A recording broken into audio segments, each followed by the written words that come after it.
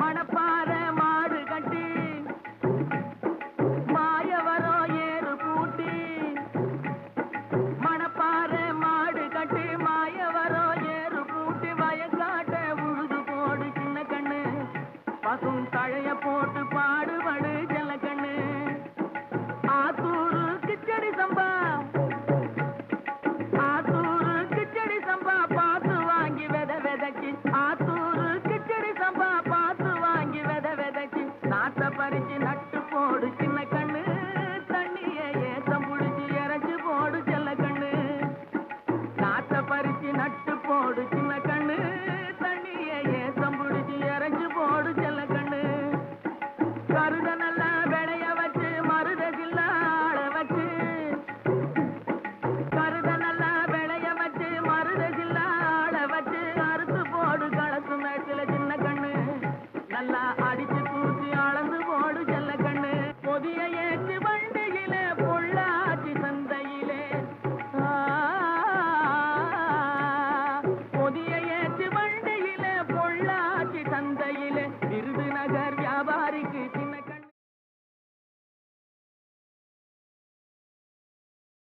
வேளாண் பெருமக்களுக்கு அன்பு வணக்கம். இன்றைய பொன் விளையும் பூமி நிகழ்ச்சியில் முதலில் வருவது வேளாண் செய்திகள், வேளாண் ஆலோசனை நேரம், வேளாண் சந்தை நிலவரம், வேளாண் வானிலை மற்றும் வேளாண் தொழில்நுட்பம். இன்றைய வேளாண் தொழில்நுட்ப பகுதியில் கிராம்பின் உற்பத்தி தொழில்நுட்பங்கள் குறித்து கன்னியாகுமரி மாவட்டம் பேச்சிப்பாறை தோட்டக்கலை ஆராய்ச்சி நிலைய பேராசிரியர் முனைவர் ஆர் ஸ்வர்ணப்பிரியா அவர்கள் தரும் தகவல்கள். இனி வருவது வேளாண் செய்திகள். வேளாண் பெருமக்களுக்கு அன்பு வணக்கம். வணக்கம். வேளாண் செய்திகள். முதலில் வருவது மாத்தி யோசிச்சேங்க. தொழில்நுட்ப முறையில் மா சாகுபடி செய்து பயனடைந்த திண்டுக்கல் மாவட்டம் அஞ்சுக்குழிப்பட்டி கிராம வேளாண்மையாளர் திரு பி ஜான்சன் அவர்கள் தரும் செய்திகள். வேளாண் ஆலோசனை நேரத்தில் நித்திய கல்யாணியின் சாகுபடி முறைகள் குறித்து கன்னியாகுமரி மாவட்டம் பேச்சிப்பாறை தோட்டக்கலை ஆராய்ச்சி நிலைய உதவி பேராசிரியர் முனைவர் எம் பழனிக்குமார் அவர்கள் தரும் தகவல்கள் மற்றும் இன்றைய தாவர பகுதியில் கருவேப்பிலை. இன்றைய தகவல் நேரத்தில் தோட்டக்கலை பயிர்களில் விளைச்சல் மற்றும் தரத்தை மேம்படுத்துவதில் போரானின் பங்கு, இன்றைய வேளாண் சந்தையில் வேளாண் ஒழுங்குமுறை விற்பனை கூடங்களில் வேளாண் விளைபொருட்களின் விலை நிலவரம், திருப்பூர் மாவட்டம் தாராபுரம் உழவர் சந்தையில் காய்கறிகளின் இன்றைய விலை நிலவரம், ஈரோடு மாவட்டம் சத்தியமங்கலம் மலர் சந்தையில் வணிக மலர்களின் இன்றைய விலை நிலவரம், வேளாண் வானிலையில் வடகிழக்கு மண்டல மாவட்டங்களுக்கான வானிலை அறிவிக்கை, உழவர் மற்றும் மீனவர்களுக்கான வானிலை முன்னறிவிப்பு. விரிவான செய்திகள். மாத்தி யோசிச்சேங்க. முக்கணிகளுள் ஒன்றான மா சாகுபடி வேளாண்மையாளர்களுக்கு வணிக ரீதியாக லாபத்தை தருகிறது. அவ்வகையில் தொழில்நுட்ப முறையில் மா சாகுபடி செய்து பயனடைந்த திண்டுக்கல் மாவட்டம் அஞ்சுக்குழிப்பட்டி கிராம வேளாண்மையாளர் திரு பி ஜான்சன் அவர்களை சந்தித்த போது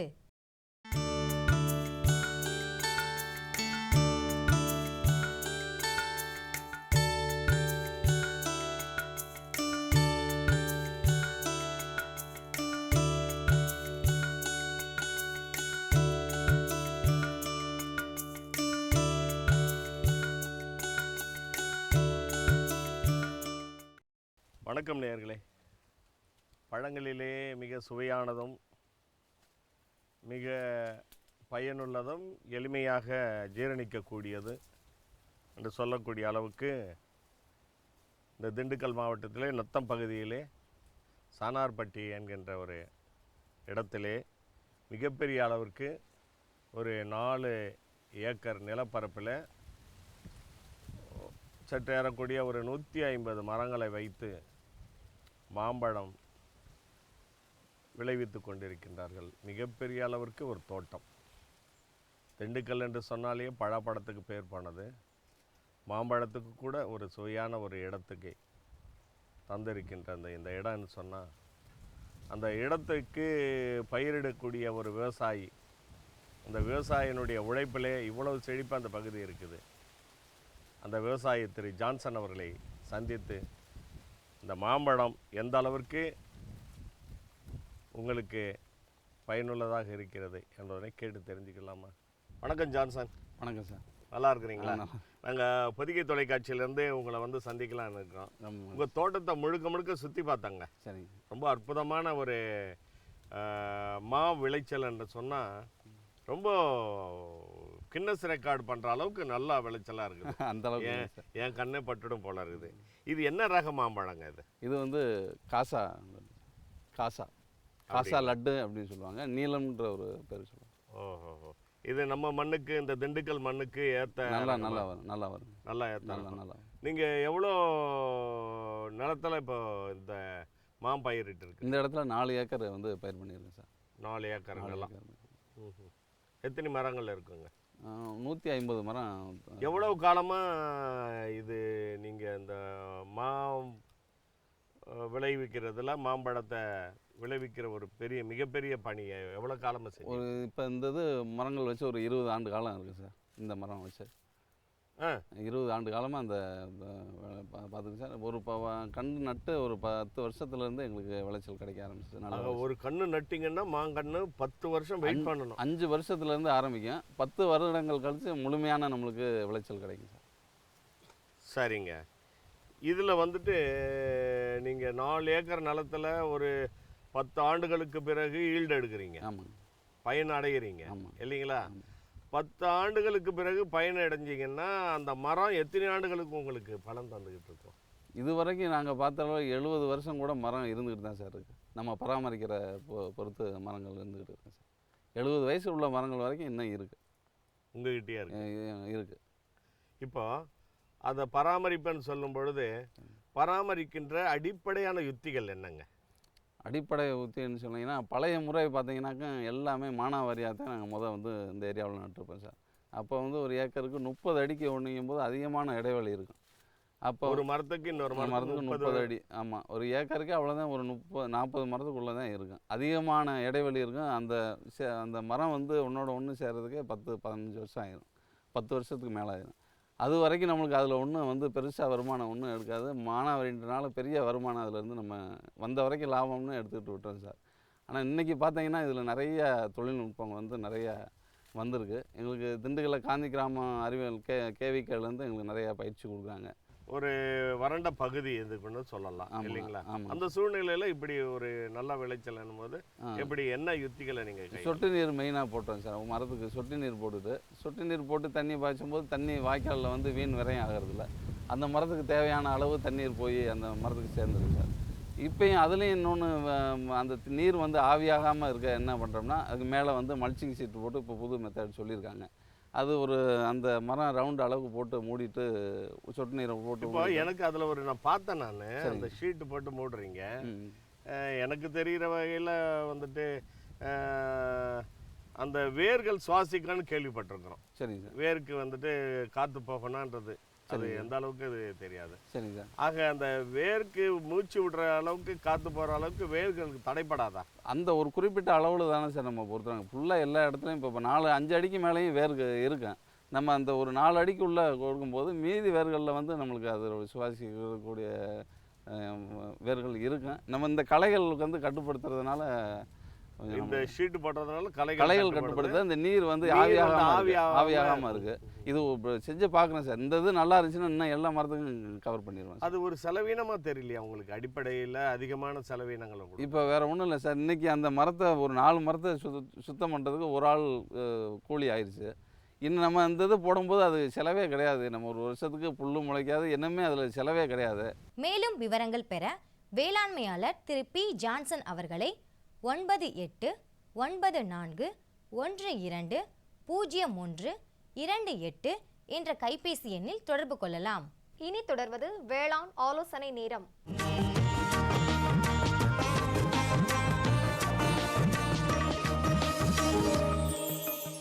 இன்றைய வேளாண் ஆலோசனை நேரத்தில் நித்திய கல்யாணியின் சாகுபடி முறைகள் குறித்து கன்னியாகுமரி மாவட்டம் பேச்சுப்பாறை தோட்டக்கலை ஆராய்ச்சி நிலைய உதவி பேராசிரியர் முனைவர் எம் பழனிக்குமார் அவர்கள் தரும் தகவல்கள்.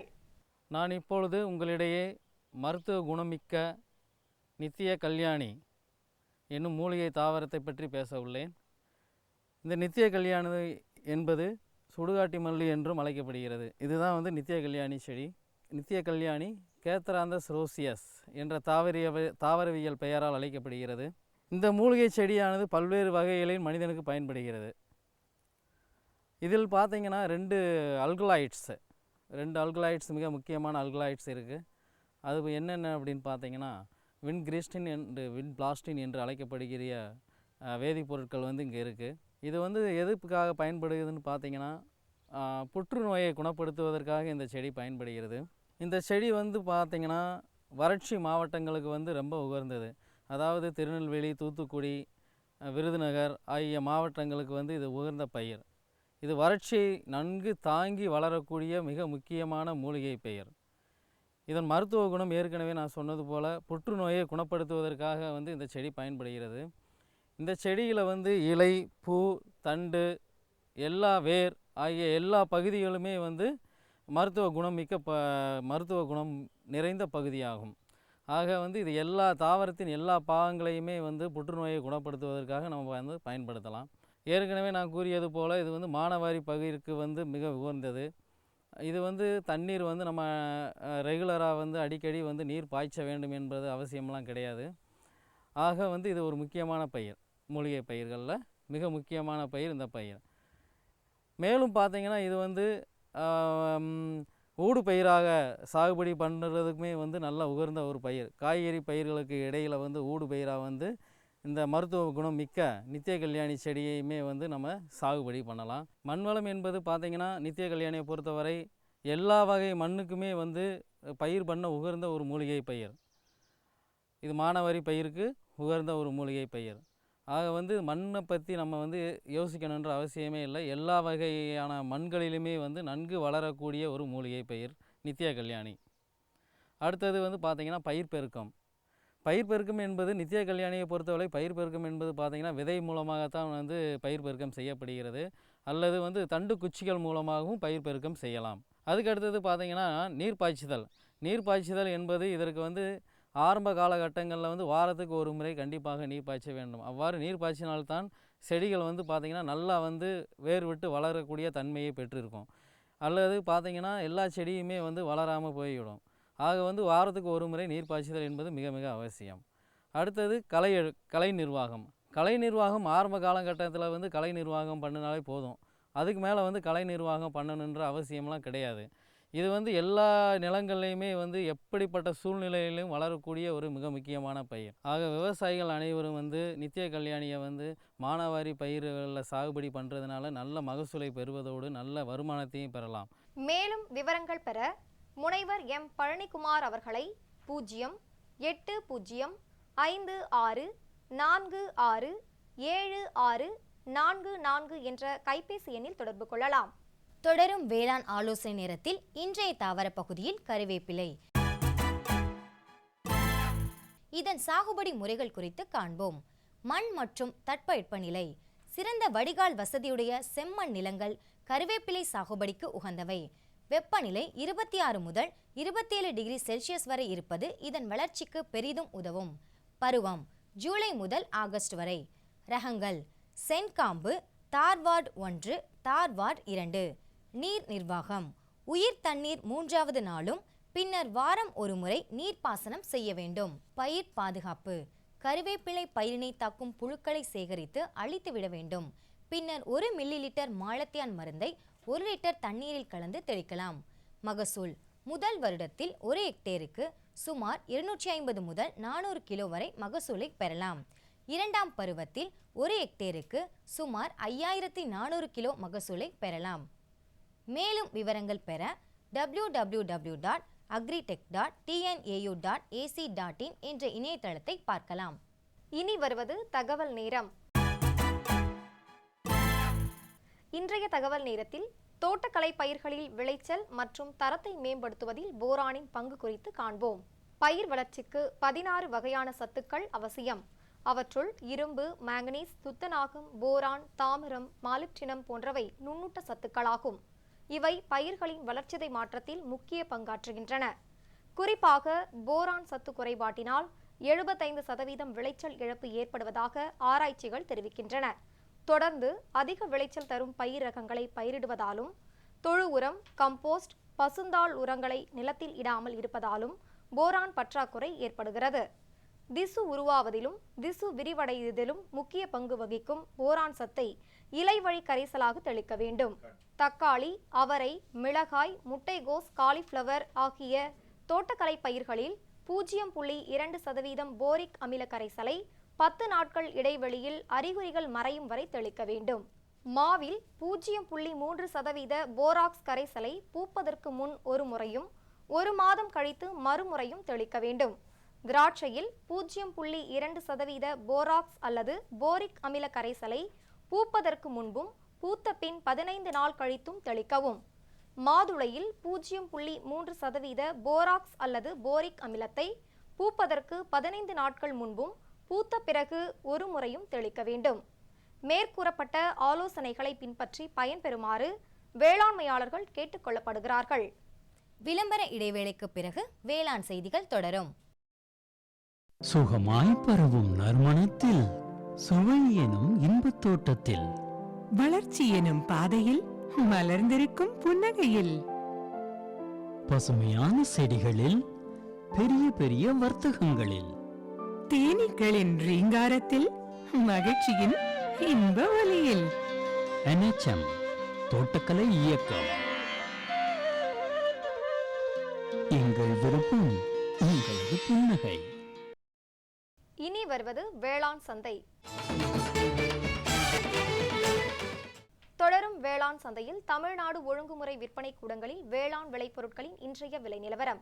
குவிண்டாலுக்கு நெல் AST 16 அம்பாசமுத்திரத்தில் குறைந்தபட்ச விலையாக 1800 ரூபாய்க்கும் அதிகபட்ச விலையாக 2000 ரூபாய்க்கும், தென்காசியில் குறைந்தபட்ச விலையாக 1500 ரூபாய்க்கும் அதிகபட்ச விலையாக 1700 ரூபாய்க்கும் விற்பனை செய்யப்பட்டது. நெல் ADT 37 பன்ருட்டியில் 1710 ரூபாயிலிருந்து 1802 ரூபாய்க்கும், முழு கருப்பு உளுந்து கடலூரில் 5100 ரூபாயிலிருந்து 5600 ரூபாய்க்கும், சங்கரன் கோவிலில் 5000 ரூபாயிலிருந்து 5500 ரூபாய்க்கும், மஞ்சள் கிழங்கு கோயம்புத்தூரில் 6500 ரூபாயிலிருந்து 7349 ரூபாய்க்கும், ஈரோட்டில் 5333 ரூபாயிலிருந்து 8190 ரூபாய்க்கும் விற்பனை செய்யப்பட்டது. திருப்பூர் மாவட்டம் தாராபுரம் உழவர் சந்தையில் காய்கறிகளின் இன்றைய விலை நிலவரம். கத்தரிக்காய் 1 கிலோ 45 ரூபாய்க்கும், வெண்டைக்காய் 1 கிலோ 50 ரூபாய்க்கும், அவரைக்காய் 1 கிலோ 40 ரூபாய்க்கும், சின்ன வெங்காயம் 1 கிலோ 68 ரூபாய்க்கும், பெரிய வெங்காயம் 1 கிலோ 17 ரூபாய்க்கும், பச்சை மிளகாய் 1 கிலோ 75 ரூபாய்க்கும், தக்காளி 1 கிலோ 46 ரூபாய்க்கும், இஞ்சி 1 கிலோ 60 ரூபாய்க்கும், கருவேப்பிள்ளை கட்டு 1 5 ரூபாய்க்கும், கொத்தமல்லி 250 கிராம் 13 ரூபாய்க்கும், புதினா கட்டு 1 8 ரூபாய்க்கும் விற்பனை செய்யப்பட்டது. ஈரோடு மாவட்டம் சத்தியமங்கலம் மலர் சந்தையில் வணிக மலர்களின் இன்றைய விலை நிலவரம். கத்தரி ரோஸ் 20 பூக்கள் கொண்ட பாக்கெட் விலை 40 ரூபாய்க்கும், மல்லிகை 1 கிலோ 320 ரூபாய்க்கும், முல்லை 1 கிலோ 210 ரூபாய்க்கும், கனகாம்பரம் 1 கிலோ 800 ரூபாய்க்கும், செண்டுமல்லி 1 கிலோ 25 ரூபாய்க்கும், பட்டன் ரோஸ் 1 கிலோ 160 ரூபாய்க்கும், துளசி 1 கிலோ 60 ரூபாய்க்கும், சம்பங்கி 1 கிலோ 60 ரூபாய்க்கும், அரளி 1 கிலோ 140 ரூபாய்க்கும், சாமந்தி 1 கிலோ 220 ரூபாய்க்கும், காக்கடா 1 கிலோ 260 ரூபாய்க்கும், கோழிக்கொண்டை 1 கிலோ 135 ரூபாய்க்கும் விற்பனை செய்யப்பட்டது. இனி தொடர்வது வேளாண் வானிலை.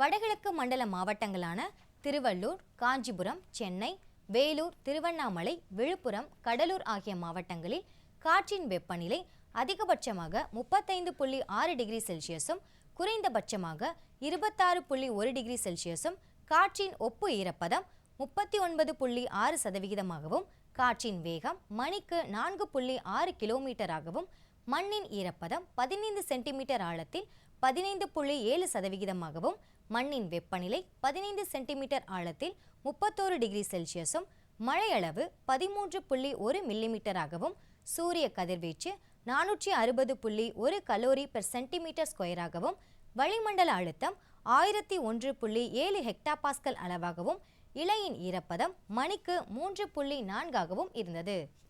வானிலை முன்னறிவிப்பு. உழவர்களுக்கான வானிலை முன்னறிவிப்பு. தமிழகம் மற்றும் புதுச்சேரியில் மழையோ அல்லது இடியுடன் கூடிய மழையோ பெய்யக்கூடும். மீனவர்களுக்கான வானிலை முன்னறிவிப்பு.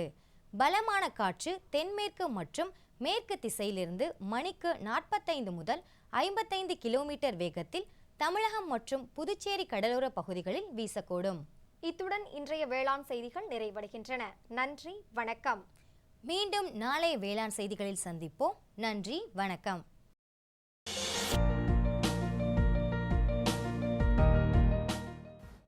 வேம்பு கலந்த யூரியா. சிறந்த உற்பத்திக்காக வேம்பு கலந்த யூரியா நம் நாட்டிலேயே 70 லட்சம் டன்னாக அதிகரிக்க 6 ஆலைகள் சீரமைக்கப்படுகின்றன. FCIL-இன் கோரக்பூர், சித்ரி, தல்ச்சர் மற்றும் ராமகுண்டம் ஆலைகள், HFCL-இன் பரௌனி மற்றும் BVFCL-இன் நாமருல் போர்ட் ஆகியன. பழம் நழுவி பாலில் விழுந்தது போல இப்பொழுது நம் நாட்டிலேயே வேம்பு கலந்த யூரியா உற்பத்தி செய்யப்படும். இதனால் விவசாயிகளுக்கு நன்மையே விளையும். 10% வரை தானிய உற்பத்தி அதிகரிக்கும். மண்ணில் 10 to 15% நைட்ரஜன் திறன் அதிகரிக்கும். சிறந்த உற்பத்திக்கு வேம்பு கலந்த யூரியா.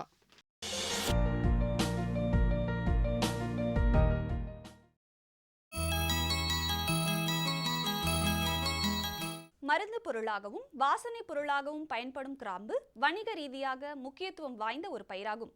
அந்த வகையில் கிராம்பின் உற்பத்தி தொழில்நுட்பங்கள் குறித்து விளக்குகிறார் கன்னியாகுமரி மாவட்டம் பேச்சுப்பாறை தோட்டக்கலை ஆராய்ச்சி நிலைய பேராசிரியர் முனைவர் R. ஸ்வர்ணப்பிரியா அவர்கள்.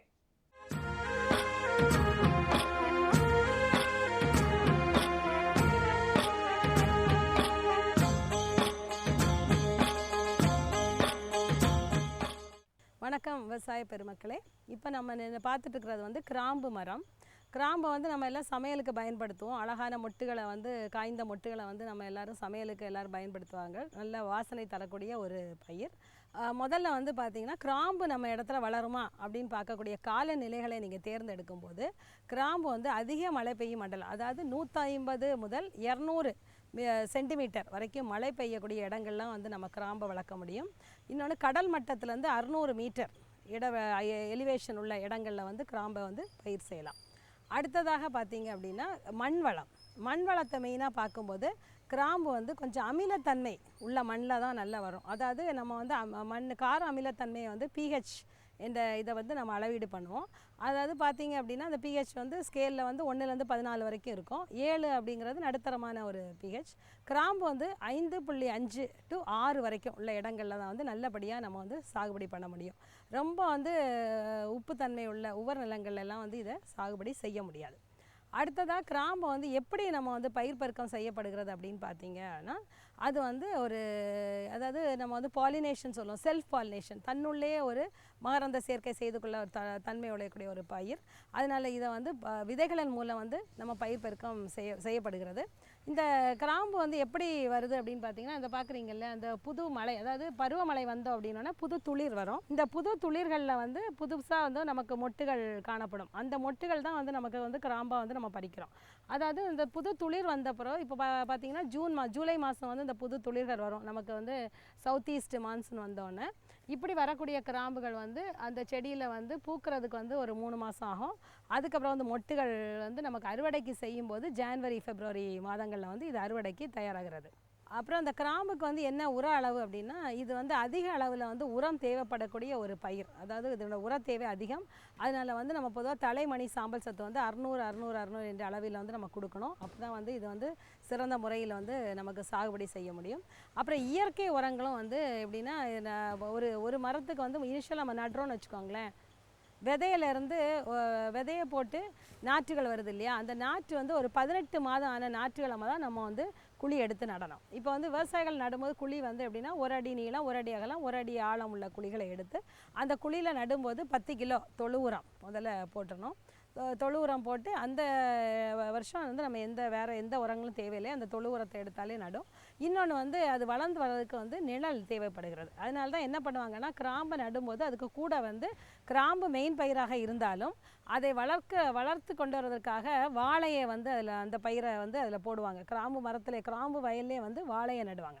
வாழையை ஆங்கிலத்தில் என்ன சொல்லுவாங்கன்னா நர்ஸ் கிராப் அப்படிம்பாங்க. ஒரு செவிலி தாயார் மாதிரி அந்த வாழை அதனுடைய நிழலில் வாழைக்கு வைக்கக்கூடிய உரங்கள் கிராம்பை நமக்கு வளர்த்து கொண்டு வந்துடும் ஃபஸ்ட்டு வருஷத்தில்.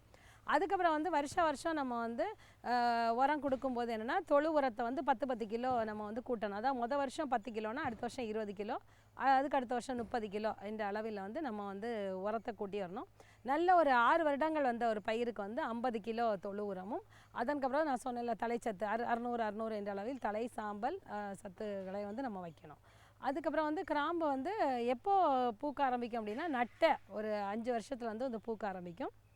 அதுக்கப்புறம் வந்து காய் பறிச்சுட்டே இருக்கலாம். ஒரு 15 வருஷத்தில் தான் வந்து அதனுடைய மகசூல் வந்து ஓரளவு ஸ்டெடி ஆகும். அது வரைக்கும் கொஞ்சம் அதிகரித்து வந்து ஒரு 15 வயதான ஒரு மரத்தில் வந்து நீங்கள் வந்து ஒரு வருஷத்தில் வந்து ஒரு 7-8 கிலோ வந்து பச்சை கிராம்பு நம்ம பறிக்கலாம். அந்த கிராம்பை வந்து நம்ம காய வைக்கும்போது 30% வந்து நமக்கு காஞ்ச கிராம்புகள் வந்து கிடைக்கும். அதுக்கப்புறம் நீர் நிர்வாகம் பார்த்தீங்க அப்படின்னா, நான் முதலே சொன்னேன் இது வந்து அதிக மழை பெய்யும் மண்டலங்களில் தான் இதை வளர்க்க முடியும் அப்படின்னு. அதனால நீர் நிர்வாகம் வந்து முதல்ல நட்ட உடனே நம்ம வந்து ஒரு 3 நாளைக்கு வந்து உயிர் தண்ணி பாய்ச்சிரும். அதுக்கப்புறம் வந்து வாரம் தண்ணி பாய்ச்சணும். அதனால தான் இதை நடுறதுக்கு ஏற்ற காலம் எப்படின்னு பார்த்தீங்கன்னா ஜூன் ஜூலையில் நம்ம நட்டோம் அப்படின்னா அதுக்கப்புறம் பருவமழைகள் வரும்போது இது நன்கு வளர்ந்து வரும். அடுத்து அந்த வருஷம் வந்து சம்மரில் மட்டும் நீங்கள் வந்து ரொம்ப நீர் நிர்வாகத்தை வந்து ரொம்ப கவனிக்கணும். அதாவது மழை இல்லாமல் காஞ்ச காலமாக இருக்கும்போது 10 நாளைக்கு ஒருக்க நம்ம வந்து தண்ணி விட்டால் தான் இந்த பயிரை வந்து நம்ம வந்து பாதுகாக்க முடியும். இன்னொன்று வந்து கிராம்பு மரத்துக்கு அடியில் வந்து நம்ம மல்ச்சிங் ஷீட்டும் போட்டு விடலாம். மல்ச்சிங் போடுறதுனால என்ன ஆகுன்னா நம்ம வந்து இயற்கையாக பொதுவாக என்ன பண்ணுவாங்கன்னா இயற்கை மல்ச்சிங் அப்படிங்கிற மூடாக்கு வந்து காய்ந்த இலைகள் மக்கிய தலைகள் எல்லாம் போட்டு மூடாக்கு பண்ணுவாங்க. நம்ம மல்ச்சிங் ஷீட்டும் போடலாம். மல்ச்சிங் ஷீட் போடும்போது என்ன அட்வான்டேஜ் வருது அப்படின்னா நமக்கு வந்து சில உதிரக்கூடிய மொட்டுகளை வந்து நம்ம வந்து சேஃபாக எடுத்துக்கலாம். அல்லது வந்து இந்த குப்பைகளில் விழுந்து கலெக்ஷன் வந்து கஷ்டமாக இருக்கும் அறுவடைக்கு. அப்புறம் வந்து நம்ம அறுவடை பண்ணுறோம். அறுவடை பண்ணி வந்து கிராம்புகளை வந்து சேகரிச்சுக்கிறோம். சேகரித்து அதான் நான் சொன்னேன் இல்லையா, அது வந்து நல்லா மலர்ந்து மொட்டாக இருக்கும்போதே வந்து அறுவடை பண்ணணும். பொதுவாக என்னென்னா விவசாயிகளுக்கு வந்து அறுவடை நேரம் தான் கஷ்டப்படுவாங்க. ஏன்னா ஒரு 3-4 நாளைக்குள்ளே வந்து அறுவடை பண்ணிடணும். ரொம்ப நாள் வந்து அதை விட்டும் போது என்ன ஆகும் அப்படின்னா அது ரொம்ப மலர்ந்துடும். அப்புறம் அதோட குவாலிட்டி வந்து நல்லா இருக்காது. ஸோ அறுவடை நேரம் வந்து நமக்கு கொஞ்சம் வேலையாட்கள் தேவைப்படும். ஒரு சிரமமான ஒரு இது கரெக்டாக நம்ம வந்து அந்த 3 நாள் இடைவெளியில் வந்து அறுவடை பண்ணிடணும். அறுவடை பண்ணுற ஸ்டேஜ் எப்படி தெரியும்னா அந்த மலர் மொட்டுகள் வந்து பச்சையிலேருந்து லைட்டாக வந்து ஒரு பிங்க் கலர் வரும். அந்த நேரத்தில் வந்து நம்ம அறுவடை பண்ணணும். பொதுவாக 15 வருஷத்துலேருந்து ஒரு ஸ்டெடி ஈல்டு கொடுக்கும்போது 60 வருடம் வரைக்கும் ஸ்டெடியான ஒரு வருமானம் வந்து இந்த கிராம்புலேருந்து வந்து கொண்டே இருக்கும். இப்போல்லாம் பார்த்தீங்கன்னா கிராம்போட இலையும் வந்து அதுலேருந்து நறுமண எண்ணெய் தயாரிக்கிறாங்க. அதனால் வந்து கிராம்பு இலைகளையும் வந்து சேகரித்து எங்கள் இதில் வந்து கொடுக்கும்போது இவங்களுக்கு வந்து நறுமண எண்ணெய் தயாரிப்பு நிறுவனம் வந்து இருக்குது. அந்த நிறுவனத்தில் வந்து அழகாக நறுமண எண்ணெய் எடுக்கலாம். அந்த எண்ணெயும் வந்து கிலோ வந்து 1 கிலோ நறுமண எண்ணெய் வந்து 7000-8,000 ரூபாய் போகுது. அதனால் வந்து அதுவும் ஒரு லாபகரமான ஒரு தொழிலாக கிராம்பு இலையிலேருந்து விவசாயிகள் வந்து லாபம் சம்பாதிக்கலாம். இதெல்லாம் வச்சு பார்க்கும்போது கிராம்பு வந்து ஒரு லாபகரமான ஒரு பயிர். மேலும் விவரங்கள் பெற பேராசிரியர் ஆர் ஸ்வர்ணப்பிரியா அவர்களை 9443118008 என்ற கைபேசி எண்ணில் தொடர்பு கொள்ளலாம். பிரதம மந்திரி வேளாண் நீர்ப்பாசன திட்டம் விவசாயிகளின் நன்மையை நோக்கிய முன்னேற்றம். பிரதம மந்திரி வேளாண் நீர்ப்பாசன திட்டம் ஒவ்வொரு வயலுக்கும் நீர், ஒவ்வொரு துளியிலும் அதிக விளைச்சல். சரியான நீர்ப்பாசன முறைகள் மற்றும் நீர் பாதுகாப்பின் புதிய தொழில்நுட்பங்களுடன் பூமியின் நீரளவு அதிகரிக்கும். வட்டார அளவில் நீர்ப்பாசன திட்டங்கள் நடக்கும். நீர்ப்பாசனமற்ற இடங்களிலும் நீர் பாய்ச்சுவதால் உற்பத்தி அதிகரிக்கும். இந்திய அரசின் மாபெரும் திட்டம் பிரதம மந்திரி வேளாண் நீர்ப்பாசன திட்டம். 2/8/2017 புதன்கிழமை அன்று பொன் விளையும் பூமி நிகழ்ச்சியில் மாத்தி யோசிச்சேங்க. தொழில்நுட்ப முறையில் மா சாகுபடி செய்து பயனடைந்த திண்டுக்கல் மாவட்டம் அஞ்சுக்குழிப்பட்டி வேளாண்மையாளர் பி. ஜான்சன் அவர்கள் தரும் தகவல்கள் 2ஆம் பகுதி இடம்பெறும். வேளாண் ஆலோசனை நேரம். எலுமிச்சை புல் சாகுபடி முறைகள் குறித்து விளக்குகிறார் கன்னியாகுமரி மாவட்டம் பேச்சிப்பாறை தோட்டக்கலை ஆராய்ச்சி நிலைய உதவி பேராசிரியர் முனைவர் எம். பழனிக்குமார் அவர்கள். வேளாண் தொழில்நுட்ப பகுதியில் நெருப்பு கோழி இனங்களின் பராமரிப்பு முறைகள் குறித்து காஞ்சிபுரம் மாவட்டம் காட்டுப்பாக்கம் கால்நடை அறிவியல் முதுகலை ஆராய்ச்சி நிலைய பேராசிரியர் டாக்டர் எஸ்.டி. செல்வன் அவர்கள் தரும் தகவல்கள் ஆகியன இடம்பெறும். மீண்டும் நாளைய பொன் விளையும் பூமி நிகழ்ச்சியில் சந்திப்போம். நன்றி, வணக்கம்.